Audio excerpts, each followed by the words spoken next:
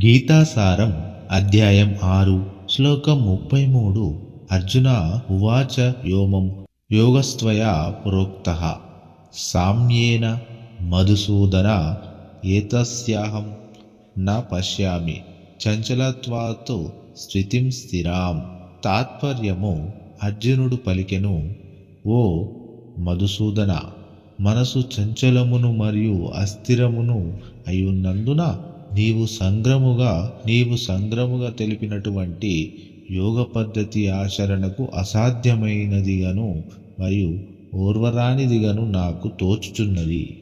ఇక భాష్యము: అర్జునుడు శ్రీకృష్ణుడు వివరించిన యోగా పద్ధతిని పాటించుట తన వల్ల కాదని తిరస్కరించిన నాడు దానిని పాటించవలెనంటే నిర్దిష్టమైన జీవన శైలి, స్థిర అవసరము, నిశ్చలమైన ప్రదేశము, భౌతిక బంధనములను వీడిన ఏకాగ్ర మనస్సు అవసరం.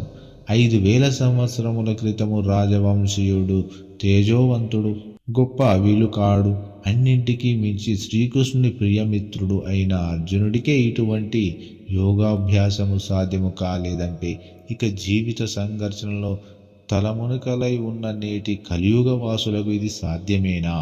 నూటికో కూటికో ఎవరో ఒకరికి సాధ్యమనుకున్న ఇది సర్వసాధారణము కాదు.